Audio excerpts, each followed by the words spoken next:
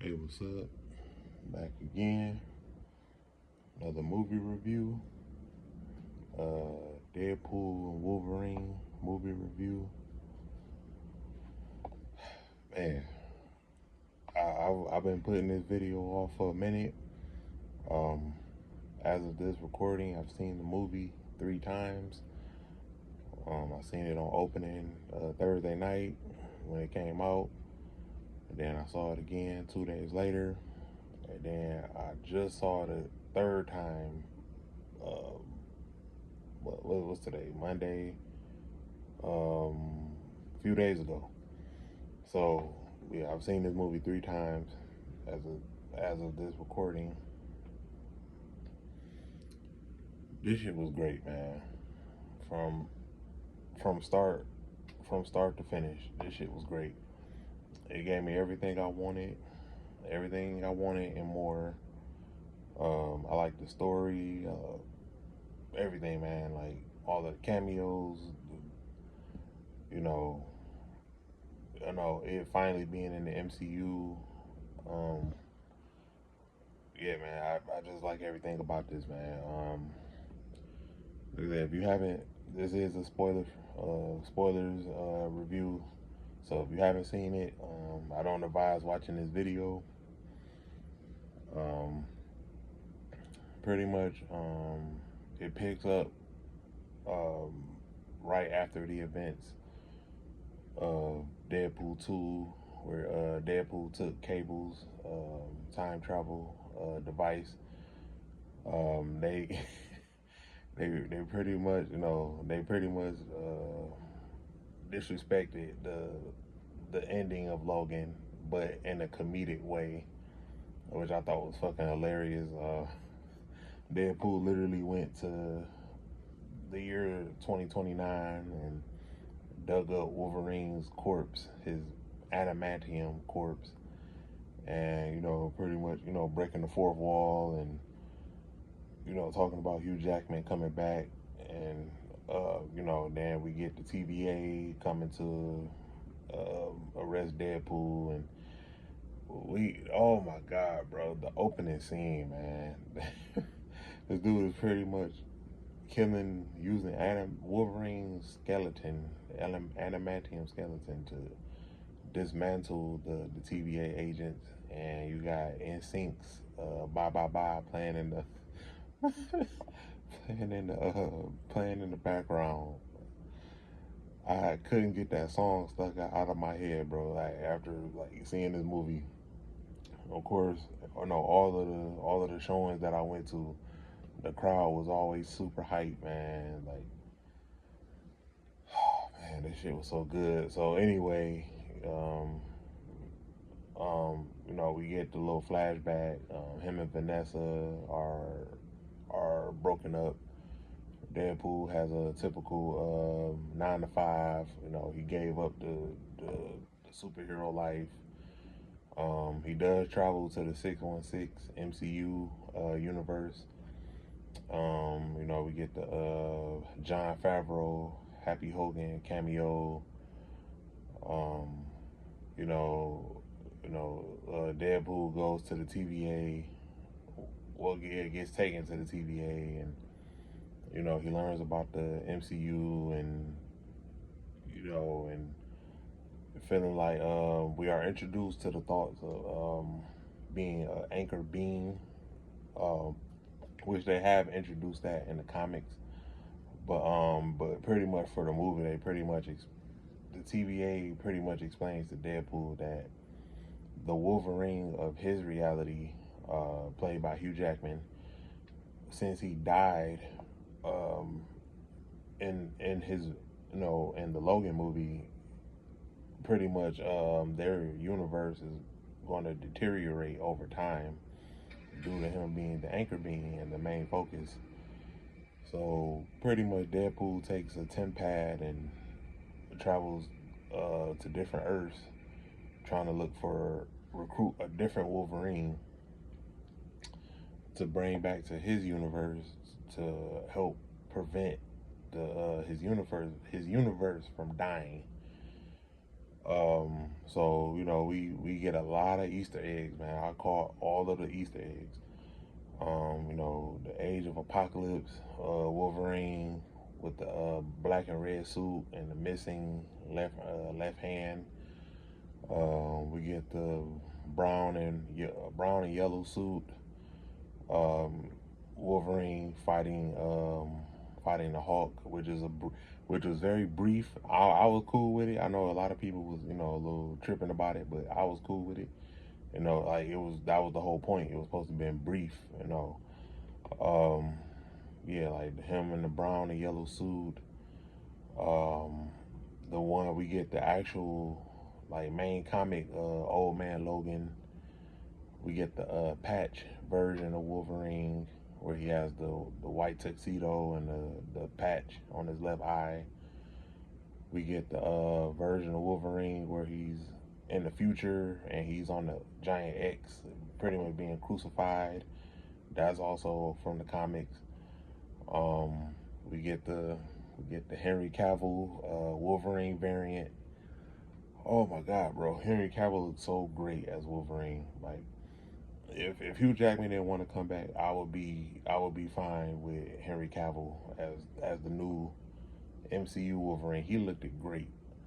And of course, they do take a little jab at Warner Brothers slash DC during his cameo, which I liked. We get the little comic book accurate 5'3" Wolverine, which is, like I said, for everybody all over the years, been bitching and moaning about, oh, Hugh Jackman's too tall. Oh, he's 6'2". Oh, Wolverine is not 6'2" in the comics. He's short. Well, they actually poke fun at that because we actually did get 5'3". They pretty much placed Hugh Jackman's face on a on a guy's body who is actually 5 feet tall in real life, and we saw how silly that looks, and so that was pretty much to shut up all of the crybabies that was crying about Hugh Jackman's casting. Um, what else? Man, it's so much to uncover in this movie, man. Then we get this alternate Wolverine who pretty much pretty much let the X-Men die in his universe, blah blah blah. Deadpool takes him back to the TVA, and they get stranded to the void. And they had a first fight. They actually had two main fights in the movie. The second fight was top notch, but the first one was good as well. But I like the second fight better. Then we get the first, we get another cameo. Chris Evans, my boy, former Captain America. He reprises his role as Johnny Storm slash Human Torch from the 2005 and 2007 Fantastic Four movies. He pretty much had like 5 minutes of screen time. He gets killed off in a comedic way, which that was kind of the whole point. But I was happy to see him back. I was happy to see him back. Aaron Stanford came back as Pyro from X-Men 2 and X-Men 3. He came back in a more comic book accurate suit, which I liked. We get introduced to Cassandra Nova. Oh my God, Emma Corrin. I think that's the actress who plays Cassandra Nova. She was perfect. She was top notch in this movie. She was, for people who don't read comics, she's the disfigured twin sister of Professor X in the comics. No, that's all the only backstory I'm gonna go into. For people who don't read comics that didn't know that. She was she was perfect. She was perfect in this movie. She was she was polite while also like creepy and deadly at the same time. She could kill you with the drop of a hat. Like, she was very, very OP. I I mean, she's kind of OP in the comics. But yes, bro, she was like the way they utilized her powers, like the special effects, man. When she touches you, you know, like her fingers go through your eye sockets and your nose and your mouth and your ears and stuff. Like it was kind of cool, but kind of disgusting at the same time. Like the way they utilized her telepathy and telekinesis. Oh my god, bro, she was great. I definitely put her like as far as like MCU villains. I'll probably have to rank her like in the top like top 5, top 10. Like she's up there. I don't know what number I would rank her yet, but she's definitely up there. Like as far as like the like top 5 like MCU threats. Cause this chick was OP as fuck. Like she was OP as hell. Like you know, we get introduced to like the Deadpool core, which is you know very spot on. You know, we get the other cameos.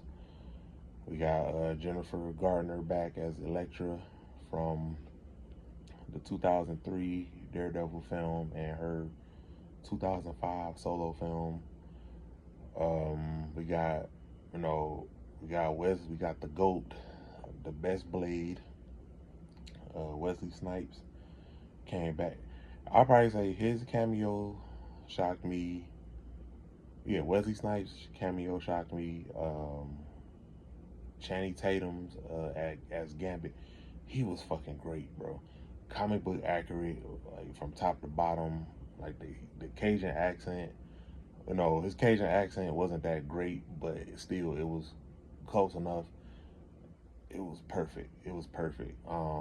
Yeah. So both of their cameos were a surprise. The Henry Cavill Wolverine variant was a his cameo was a surprise too, and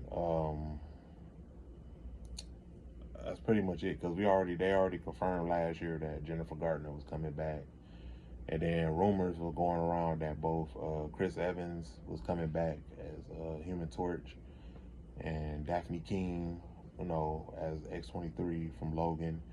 She came back. So the two of their cameos weren't really shockers because it was already rumors going around. So when you actually see the movie, it was like, oh, when I actually saw the movie, I was like, oh, okay, yeah. So the rumors was true. So, but yes, man, all of them were great. You know, for everybody, this movie didn't have no plot. Oh, it was just cameo galore. Like it did have a plot. Like this is like Deadpool was pretty much trying to save his universe. Like that was the plot of the movie. Like duh. Like you know he had to like well he found out Wolverine was the anchor, and he had to you know he went to go find a different Wolverine to help him and bring to his universe so that he could save his universe.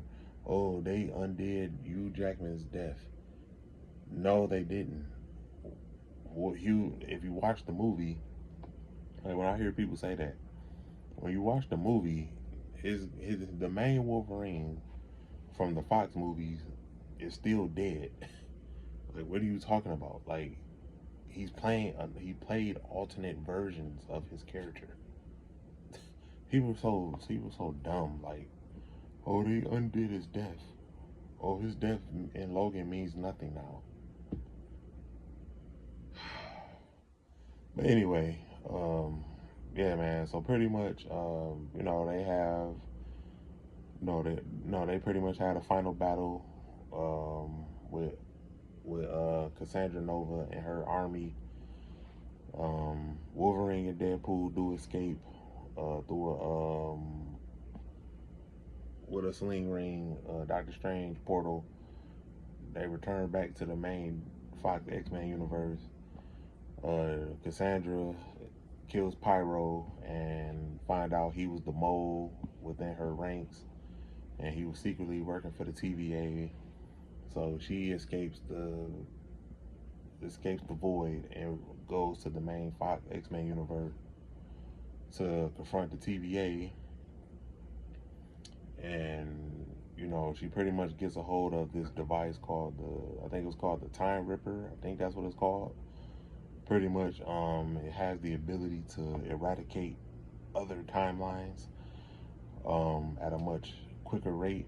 So Wolverine and Deadpool were both willing to make the ultimate sacrifice, and they end up working together and overloading the machine, which kills Cassandra in the process, thus saving their timeline.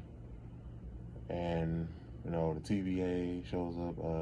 B-15 shows up from the Loki series. She comes back and she tells Wolverine and Deadpool that they saved the timeline, and Wolverine pretty much he gets to stay in this timeline, and all of the other four heroes from the Void, Elektra, X-23, Blade, and Gambit, all of them get to go back home, even though they didn't really explain on that part, but I'm assuming the three of them got sent back. Blade, Elektra, and Gambit. I'm assuming the three of them got sent back to their respective universes in the end. But pretty much the movie ends with Deadpool, Logan, and X-23 or Laura, all back in the main timeline, X-Men timeline, and they're surrounded by Deadpool's friends and stuff, and that's pretty much how the movie ends. Then for the mid-credit scene, it's pretty much like the wrap up of all of the previous Marvel Fox films, from 2000 to now, pretty much like book ending, book ending all of that universe and those actors, before going forward with rebooting in the MCU. It was very heartfelt, man. Pretty much saying like, Fox, they had a good run, blah blah blah. They produced a lot of movies, some good, some bad, but that was pretty much the mid-credit scene. And then we do get an end-credit scene with Deadpool back at the TVA talking about how he was tired of everybody blaming him for Johnny Storm's death, and pretty much get a little comedic scene of everything that was said as they were being taken to Cassandra Nova. So that was pretty much it. But yeah, man, overall, 10 out of 10. This shit was great. I literally have no nitpicks. I know everybody, bitching and moaning, but who cares? This movie is going to hit 1 billion. This movie is already this is already the second week, and the movie is at 800 and something now, 800 and something million. So I say by the third week, this movie is going to hit 1 billion. This movie is going to hit 1 billion. Like, it's already climbing up the charts. It's already the #1 movie right now. The 8th highest grossing film so far. This movie deserves all of its flowers, man. Shout out to Ryan. Kudos to Ryan Reynolds and Hugh Jackman. I'm pretty sure they're gonna both come back for because the movie ended with them in the still in the Fox universe, and not the main 616 universe. But I'm more than likely they're gonna come back for Avengers Secret Wars. They're that's more than likely where we're gonna see them next after this film. But man, I can't wait, man. I can't wait for this shit to come out on Blu-ray and digital, man. This shit was great, bro. Like I said, all of the cameos fit. Like, they weren't forced, like how how it was in like Doctor Strange 2. Even though I liked Multiverse of Madness, but Deadpool and Wolverine pretty much did it better than Multiverse of Madness. I was debating like, do I like is this better than No Way Home? Yeah, man, this is way. I love Spider-Man No Way Home. Like I put that in second place behind this, but yeah, man, I enjoy Deadpool and Wolverine more, bro. But yeah, man, this is definitely a 10 out of 10.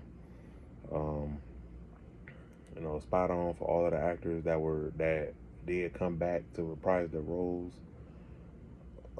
Yes, man, no complaints, bro. If you haven't seen the movie, first of all, if you haven't seen the movie, I don't know what the hell you waiting on, bro. Like, go see this shit, bro. This shit is great. But until then, peace, one love.